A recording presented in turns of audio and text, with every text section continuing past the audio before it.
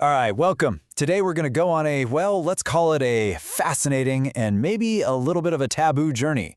We're going to follow our food from the very first bite all the way to, the final flush. So let's jump right in and see exactly where that food goes.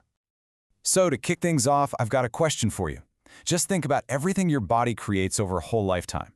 What's something that you produce that could end up weighing as much as a full-grown rhinoceros? Any ideas? Here's a hint. It's not hair, it's not fingernails. Yep, the answer is poop. Over an average lifetime, one person produces about 5 tons of it. I mean, that is just a wild amount of waste when you actually stop and think about it. Which, of course, brings up a really basic question. What even is all that stuff?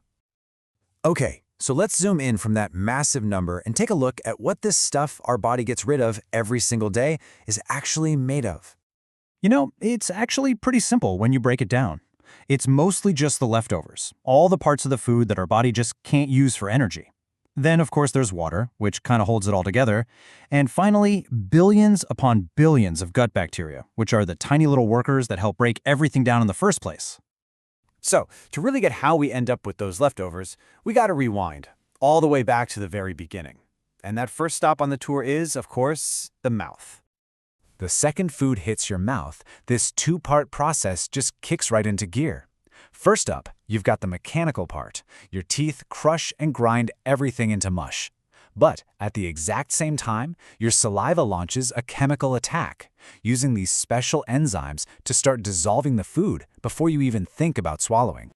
And we're talking about some serious power here. You can forget about your biceps or your leg muscles. Pound for pound, the absolute strongest muscles in your entire body are your jaw muscles. They are just these little powerhouses, perfectly built for that first big job of crushing your food. Now, once you swallow, you're probably thinking, okay, gravity takes it from here, right? Well, not exactly. Your esophagus is actually a super active muscle tube. It literally squeezes and pushes the food down in these waves. That's how you can eat and swallow perfectly fine, even if you're hanging upside down. All right, after that little trip down the esophagus, our food lands in its next major stop, the stomach. And this is not just some holding tank. It is a full-on, dynamic processing plant.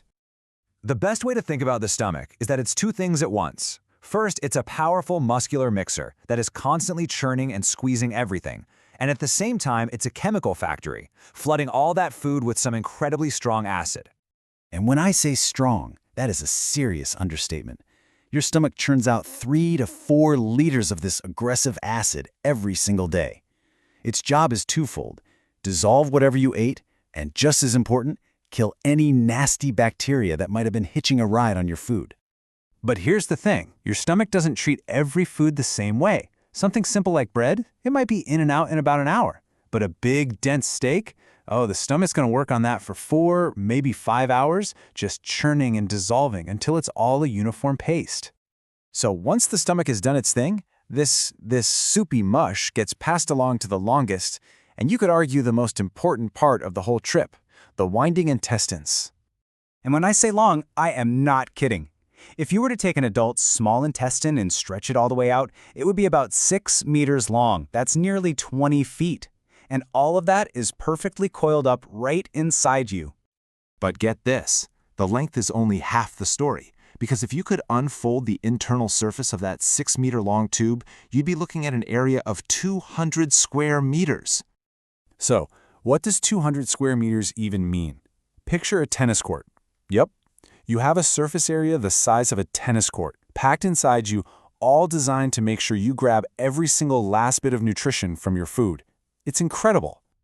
So how in the world is that even possible? Well, it's just this brilliant piece of biological engineering. It's a system of folds on top of folds. The main tube is folded up. Then, those folds are covered in millions of tiny little finger-like bumps called villi. And then those villi are covered in even tinier little microfingers. It's all about creating the most surface area possible to absorb all the good stuff. All right, so after the small intestine has squeezed out every last nutrient it can, the leftovers have to move on. We've made it to the grand finale of digestion, where the body gets the waste ready for its big exit and deals with a certain gassy side effect. Okay, the large intestine. It basically has 3 big jobs to do. First, it sucks out most of the water, which is what turns the liquid sludge solid. Second, our gut bacteria have one last feast on the final leftovers. And third, those bacteria process this digestive juice called bile, and that's what gives poop its typical brown color. So that color is actually a sign that your system is working just right. Okay, this is where things get really clever. The body has this amazing exit strategy that involves two sphincters.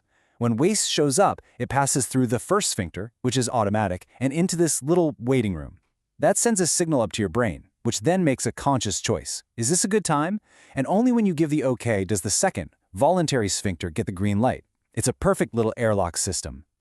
And look, we can't talk about the end of the line without talking about, well, farts. But that gas is really just a sign of a job well done. It's produced by those billions of bacteria in your gut as they're busy munching away on the leftovers.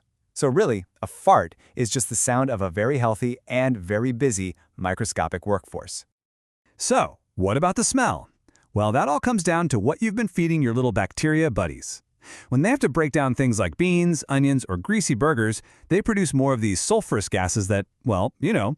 But when they're working on things like tomatoes, potatoes, or rice, the gas they produce is way less noticeable. And just like that, the journey from bite to flush is complete.